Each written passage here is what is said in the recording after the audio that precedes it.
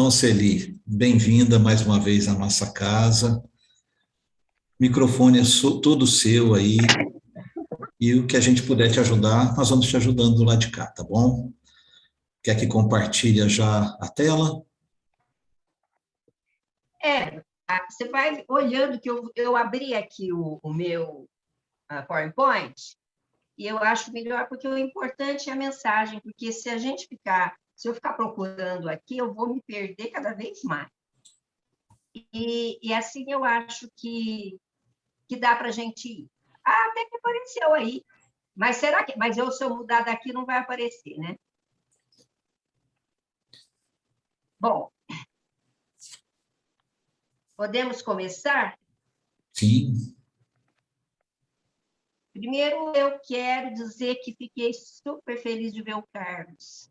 Nossa, que saudade do Carlos da gente. E quando você falou Carlos, eu achei que fosse alguém daqui, assim.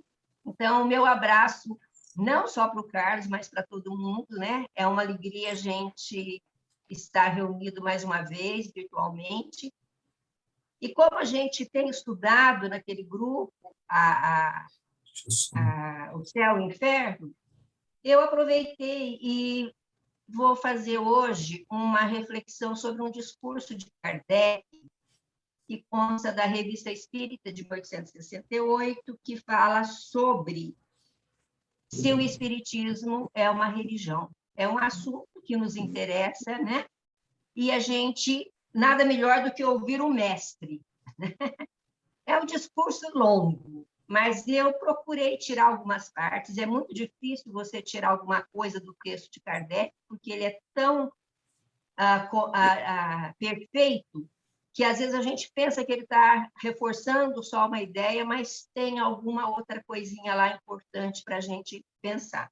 Mas, de qualquer forma, eu diminui um pouquinho, mas nós devemos depois ler e reler na íntegra esse discurso que está na Revista Espírita. Então, vamos lá.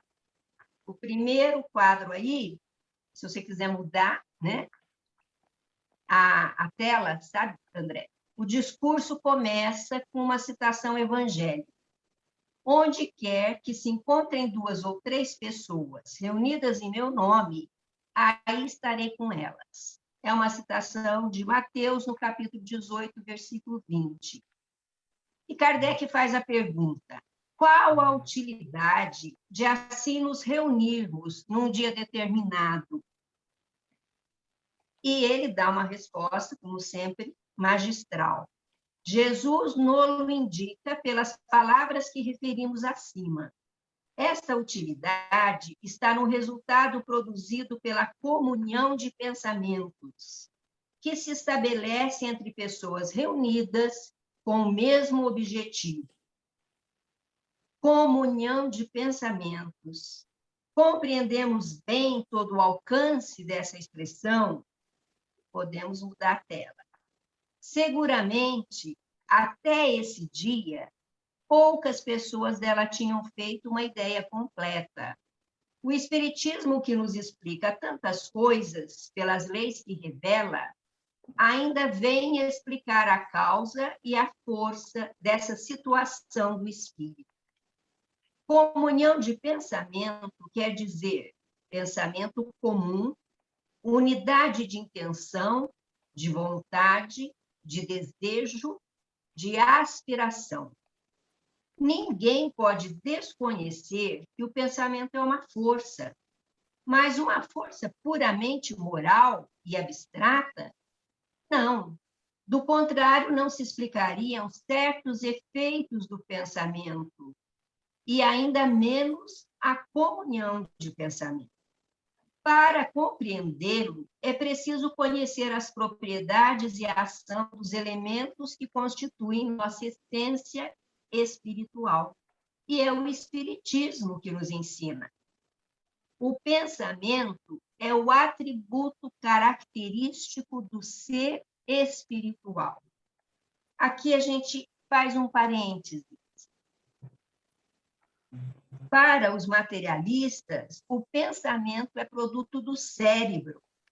Por isso que as EQMs, né, que nós estamos vendo aí tanto surgindo, as experiências de quase morte, onde a pessoa em estado de coma ou anestesiada, ela se lembra do que está acontecendo na sala cirúrgica ou mesmo depois, fora dela, tem despertado o interesse de muitos cientistas, de muitos neurologistas.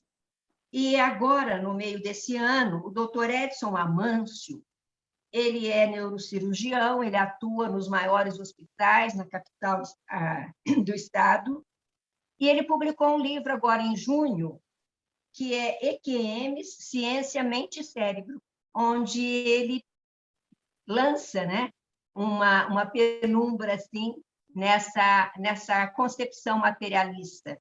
E ele foi entrevistado no programa do Bial. E é muito interessante a gente ver como as pessoas, né, os materialistas também estão já despertando para mudar essa conceituação, que o pensamento é, sim, um produto do ser espiritual. Vamos, então, continuar com Kardec. Sendo, né, o pensamento atributo característico do ser espiritual, é ele que distingue o espírito da matéria. Sem o pensamento, o espírito não seria espírito. A vontade não é um atributo especial do espírito, é o pensamento chegado a um certo grau de energia. É o pensamento transformado em força motriz. Olha que beleza esse conceito. É pela vontade que o espírito imprime aos membros e ao corpo movimentos num determinado sentido. Mas, se tem a força de agir sobre os órgãos materiais, quanto maior não deve ser essa força sobre os elementos fluídicos que nos rodeiam. O pensamento atua sobre os fluidos materiais como o som age sobre o ar. Esses fluidos nos trazem o pensamento, como o ar nos traz o som. Uma assembleia é um foco onde irradiam pensamentos diversos. É como uma orquestra, um coro de pensamentos, onde cada um produz a sua nota. Mas, assim como há raios sonoros, harmônicos ou discordantes, também há pensamentos harmônicos ou discordantes. Se o conjunto for harmônico, a impressão é agradável. Se discordante, a impressão será penosa. Ora, para isso não é necessário que o pensamento seja formulado em palavras. A irradiação fluídica não deixa de existir, quer seja ou não expressa. Se todas, né, as irradiações fluídicas forem benéficas, os assistentes experimentarão um verdadeiro bem-estar e se sentirão à vontade. Mas, se misturarem alguns pensamentos maus, produzirão o efeito de uma corrente de ar gelado no meio tépido. A gente vive bem isso, né? A esses efeitos da comunhão do pensamento, de pensamentos, junta-se um outro, que é o poder que adquire o pensamento ou a vontade pelo conjunto dos pensamentos ou vontades reunidos. Sendo a vontade uma força ativa, esta força é multiplicada pelo número de vontades idênticas, como a força muscular é multiplicada pelo número de braços. Dessa forma, há, numa reunião onde reine perfeita comunhão de pensamentos, uma força atrativa ou repulsiva, que nem sempre possui o indivíduo isolado. Se, até o presente, as reuniões muito numerosas são menos favoráveis, é pela dificuldade de obter uma homogeneidade perfeita de pensamentos, que se deve à imperfeição da natureza humana na Terra, a nossa dificuldade, né? Quanto mais numerosa a reunião, mais aí se mesclam elementos heterogêneos, que paralisam a ação dos bons elementos e que são como grãos de areia numa engrenagem. Não sucede assim nos mundos mais adiantados. E tal estado de coisas mudará na Terra à medida que os homens se tornarem melhores. Para os espíritas, a comunhão de pensamentos tem um resultado ainda mais especial. Temos visto o efeito dessa comunhão de homem a homem, mas também há de homens aos espíritos e reciprocamente. Assim, pela comunhão de pensamentos, os homens se ajudam entre si e, ao mesmo tempo, ajudam os espíritos e são, por estes, ajudados. As relações entre os mundos visível e invisível não são mais individuais, mas coletivas, e, por isso mesmo, mais poderosas em proveito das massas e dos indivíduos.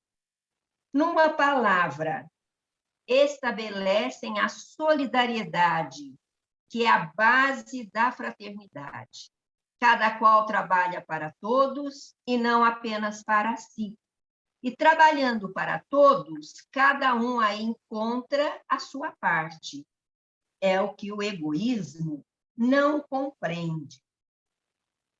Vejam como é importante a gente entender esse conceito da comunhão de pensamentos, né? Ela implica que a gente se reúna com um foco, com o mesmo objetivo, e quando nós nos prendemos à forma, há uma desconexão nessa união de pensamentos. E aí nós passamos a estar juntos, mas cada um com o pensamento focado nas suas próprias preocupações ou nos seus interesses.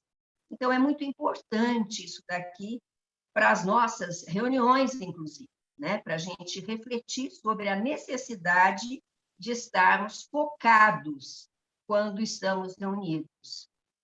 As relações entre os mundos, visível e invisível, isso aqui eu acho que eu repeti, deixa eu ir para frente. Graças ao Espiritismo, compreendemos, então, o poder e os efeitos do pensamento coletivo. Sentimos bem-estar num meio homogêneo e simpático, e se dá o mesmo com os espíritos. Os que são felizes, os espíritos, né, experimentam maior alegria por este concerto harmonioso, e os que sofrem também sentem maior alívio. Todas as reuniões religiosas, seja qual for o culto a que pertençam, são fundadas na comunhão de pensamentos. Infelizmente, a maioria se afasta deste princípio, à medida que a religião se torna uma questão de forma. Disto resulta que cada um, fazendo o seu dever consistir na realização da forma, se julga quites com Deus e com os homens, desde que praticou uma fórmula. Resulta ainda que cada um vai aos lugares de reuniões religiosas com um pensamento pessoal, por sua própria conta, e, na maioria das vezes, sem nenhum sentimento de confraternidade em relação aos outros assistentes. Fica isolado em meio à multidão e só pensa no céu para si mesmo. Por certo, não era assim que o entendia Jesus, ao dizer: quando 2 ou mais pessoas estiverem reunidas em meu nome, aí estarei entre elas. Reunidos em meu nome, isto é, com um pensamento comum, mas não se pode estar reunido em nome de Jesus sem assimilar os seus princípios, a sua doutrina. Ora, qual é o princípio fundamental da doutrina de Jesus? A caridade, em pensamentos, palavras e ações. Mentem os egoístas e os orgulhosos quando se dizem reunidos em nome de Jesus, porque Jesus não os conhece por seus discípulos. Chocados por esses abusos e desvios, há pessoas que negam a utilidade das assembleias religiosas, em consequência, a das edificações consagradas a tais assembleias. Em seu radicalismo, pensam que seria melhor construir asilos do que templos, uma vez que o templo de Deus está em toda parte e em toda parte pode ser adorado. Que cada um pode orar em casa e a qualquer hora, enquanto os pobres, os doentes, os enfermos necessitam de lugar de refúgio. Falar assim é desconhecer a fonte e os benefícios da comunhão de pensamentos, que deve ser a essência das assembleias religiosas. É ignorar as causas que a provocam. Concebe-se que os materialistas professem semelhantes ideias, já que em tudo fazem abstração da vida espiritual, mas da parte dos espiritualistas, e melhor ainda, dos espíritas, seria um contrassenso. O isolamento religioso, assim como o isolamento social, conduz ao egoísmo. Isso é muito importante. Vamos fazer um parêntese aqui. A pessoa que se isola, né, porque por considerar que não tem nada a aprender em nenhum agrupamento, ela age como um egoísta e orgulhoso, não age como uma pessoa autônoma. O indivíduo que alcançou a autonomia moral alcançou também o desenvolvimento da sua consciência e, por isso, opta por escolhas que conduzam sempre ao bem de todos, não ao egoísmo. E aí nós vamos ver um exemplo em Sócrates. Sócrates nasceu 470 anos antes de Cristo.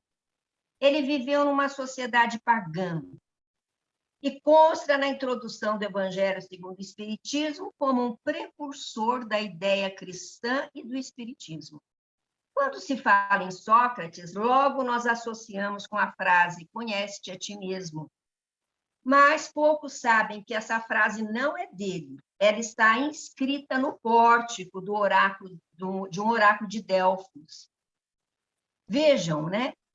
Como a providência divina lança sementes de conhecimento que vão germinar após milênios, porque essa frase continua nos ensinando até hoje.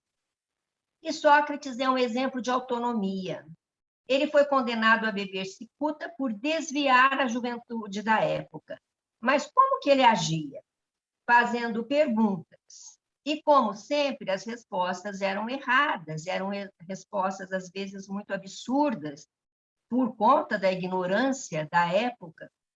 E aí, o que ele fazia? Ele formulava outra pergunta, baseada na resposta dada. E isso levava o interlocutor a pensar na sua primeira resposta e, assim, ia cada vez mais desenvolvendo o seu raciocínio e se convencendo da resposta mais certa.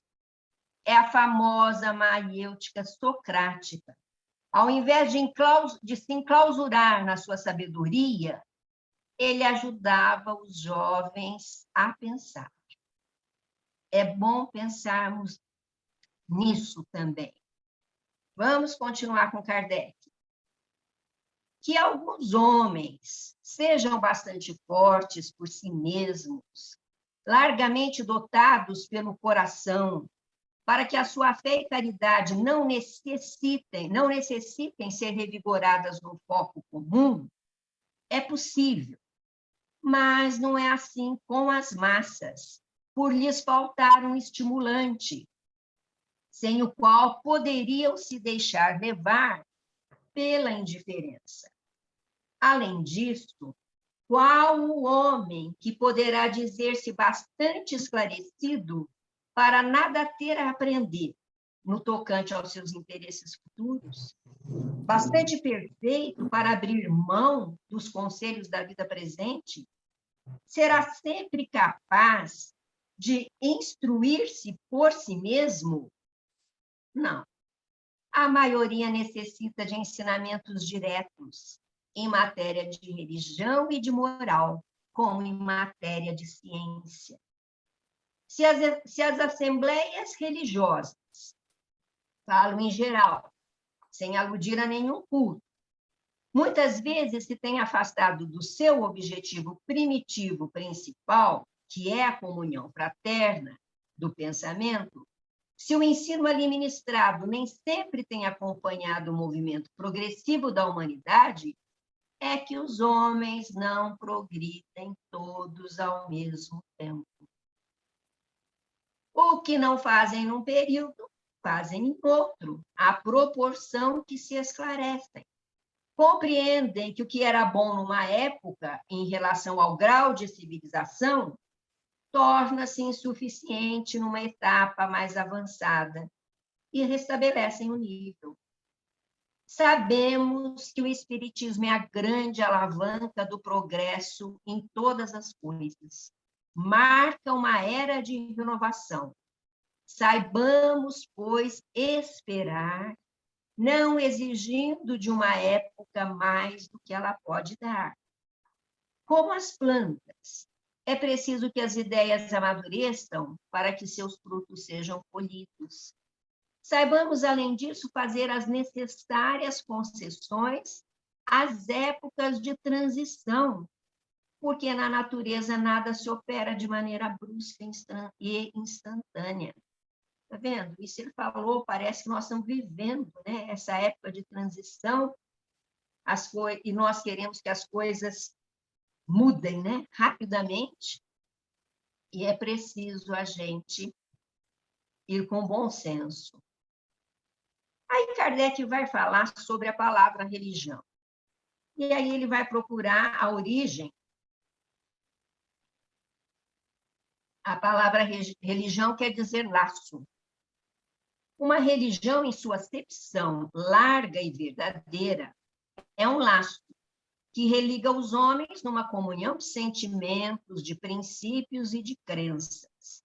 Depois, esse nome foi dado a esses mesmos princípios, codificados e formulados em dogmas ou artigos de fé. Olha, vale aí o parênteses. Kardec dá dois conceitos aqui de religião. Um conceito, o primeiro, no sentido filosófico, e o segundo, no sentido dogmático, né? E, às vezes, nós ficamos na dúvida, né? Para responder se nós temos religião. Né? E aí eu acho que uma boa alternativa é a gente imitar o Sócrates, devolver com uma pergunta. O que você entende por religião? Se a pessoa entende a religião como, no sentido dogmático, a gente fala, não, assim eu não tenho religião, mas eu tenho uma religião no sentido filosófico.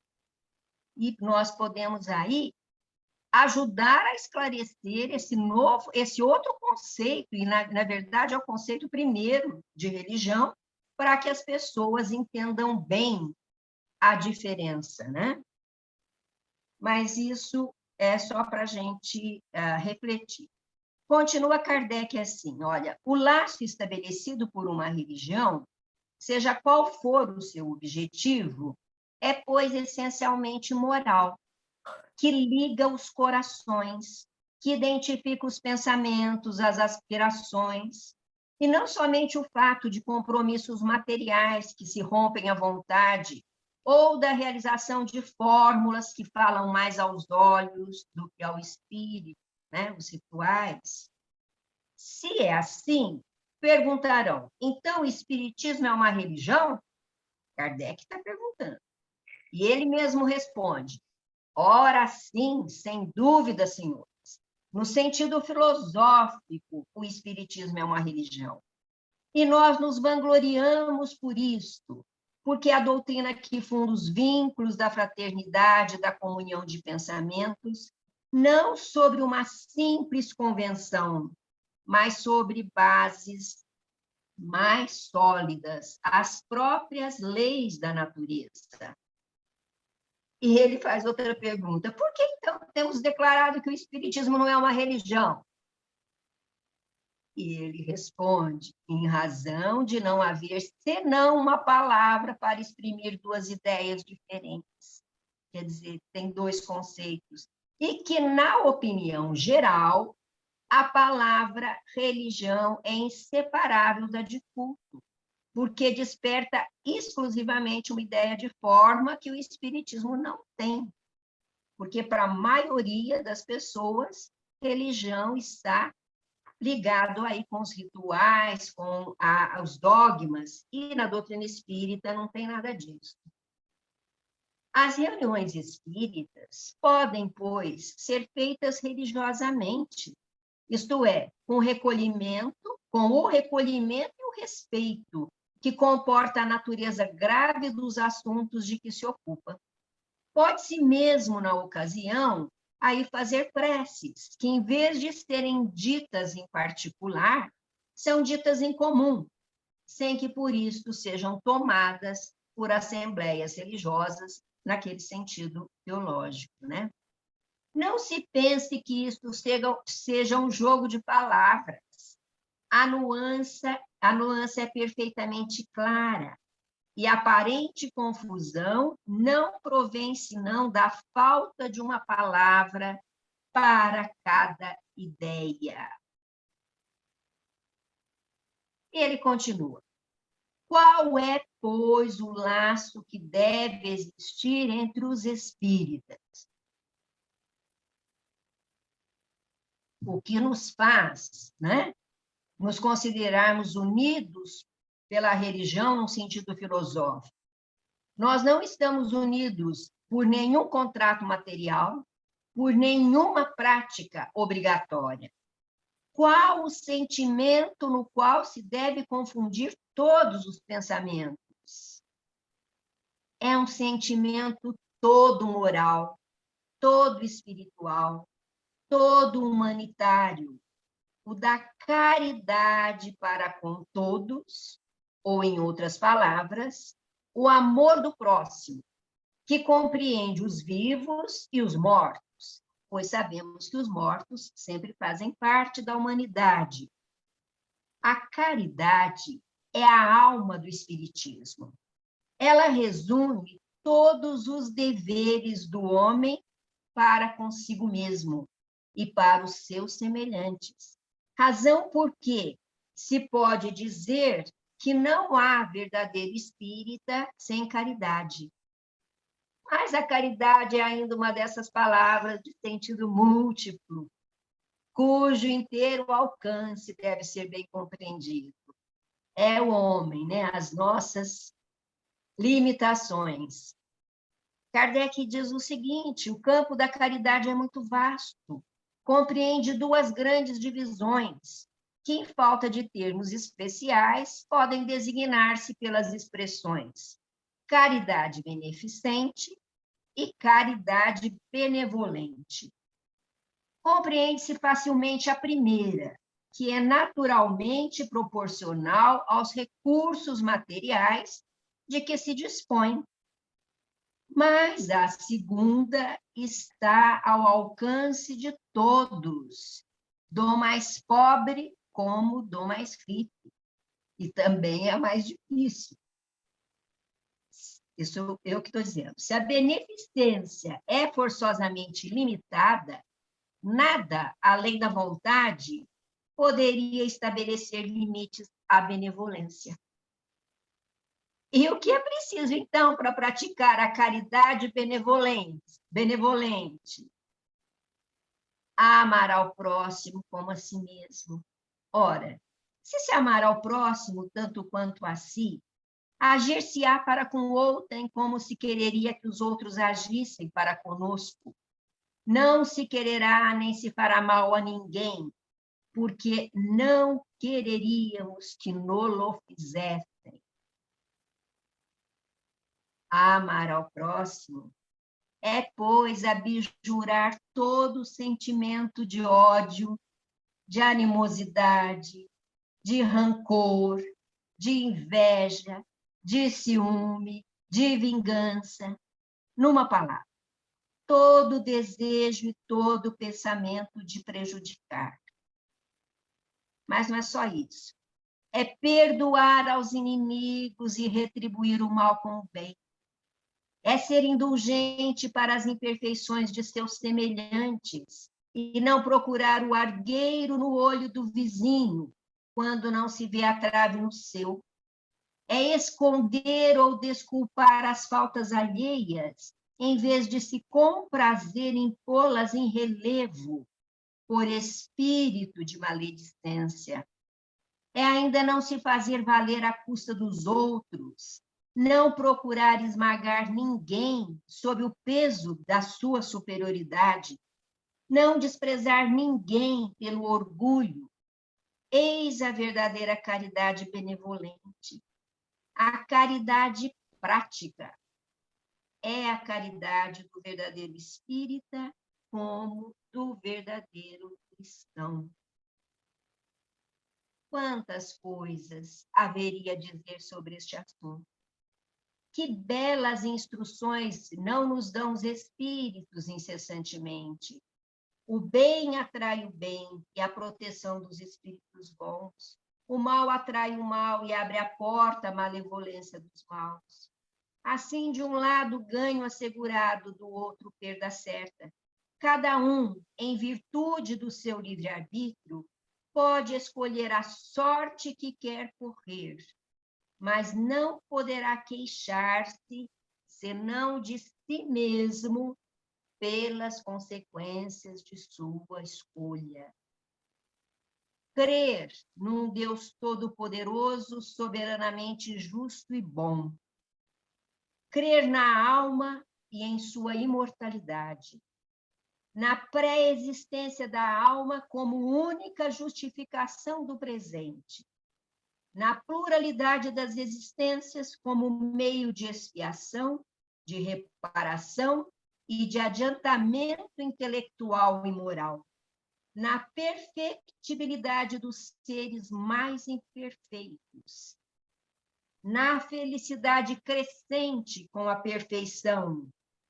Na equitativa remuneração do bem e do mal, segundo o princípio, a cada um segundo as suas obras. Na igualdade da justiça para todos, sem exceções, favores, nem privilégios para nenhuma criatura. Na duração da expiação, limitada à da imperfeição. No livre-arbítrio do homem, que lhe deixa sempre a escolha entre o bem e o mal. Crer na continuidade das relações entre o mundo visível e o mundo invisível. Na solidariedade que religa todos os seres passados, presentes e futuros, encarnados e desencarnados.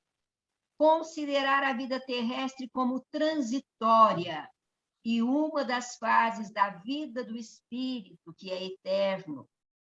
Aceitar corajosamente as provações em vista de um futuro mais invejável que o presente. Praticar a caridade em pensamentos, em palavras e obras, na mais larga acepção do termo. Esforçar-se cada dia para ser melhor que na véspera, extirpando toda a imperfeição de sua alma. Submeter todas as crenças ao controle do livre exame da razão e nada aceitar pela fé cega. Respeitar todas as crenças sinceras, por mais irracionais que nos pareçam, e não violentar a consciência de ninguém. Ver, enfim, nas descobertas da ciência, a revelação das leis da natureza, que são as leis de Deus.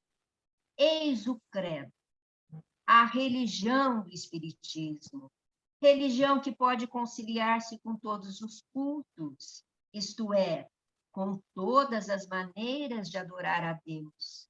É o laço que deve unir todos os espíritas numa santa comunhão de pensamentos, esperando que ligue todos os homens sob a bandeira da fraternidade universal. O Espiritismo dá aos homens tudo o que é preciso para a sua felicidade aqui na Terra, porque eles ensinam a se contentarem com o que têm. Que os espíritas sejam, pois, os primeiros a aproveitar os benefícios que ele traz e que inaugurem entre si o reino da harmonia, que resplandecerá nas gerações futuras. Inauguremos entre nós, primeiro, o reino da harmonia. Gente, que coisa linda, né? É maravilhoso ver Kardec, ler Kardec. Quanto mais a gente estuda, mais a gente se impressiona com a clareza de raciocínio desse grande professor. Me desculpe se eu me alonguei, mas, como eu disse, é difícil sintetizar o que Kardec falou. Eu espero que vocês se sintam, pelo menos, estimulados para ler na Revista Espírita, na íntegra, que tem ainda mais coisas. E eu agradeço muito a atenção de vocês. E como eu falei de Sócrates, eu vou terminar com um humorzinho aqui no último slide, né? Pode passar aí, André, que você vai ver. Que é eu acho que vai dar para ler, né? Então, é esse daí, olha. Então, Sócrates, você é um filósofo, certo? Certo. Que ótimo, pois eu sou Deus e possuo várias respostas para suas perguntas. Esse Deus aí, simbolizando todas as religiões ou todas as crenças dogmáticas, né? E aí o sábio responde, que bom, pois eu possuo várias perguntas para suas respostas. A maiêutica socrática, numa forma de humor para a gente encerrar aqui a nossa fala. Eu volto a palavra aí para o André. Eu não sei se alguém quer comentar alguma coisa, se é possível isso, se alguém... Aí o André que coordena. Com a palavra, André. Obrigada. Obrigado. Eu acho fantástico esses quadrinhos do Ruas, né? Eu tenho acompanhado, tem muita coisa interessante. Celi, gratidão aí pelas reflexões e que a gente possa, sim, começar a enxergar a doutrina espírita como Kardec trouxe, né? De uma forma clara, de uma forma transparente.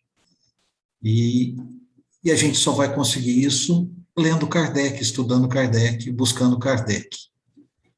Vivendo Kardec. E é o que a gente observa na casa espírita, que é o mais difícil, né? Todo mundo lê de tudo, menos Kardec.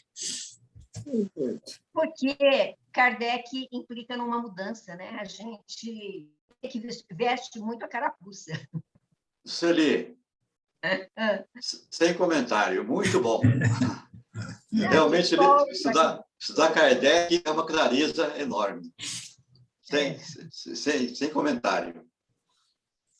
Então tá ok. Muito obrigado, Celi. A gente está encerrando a nossa gravação. E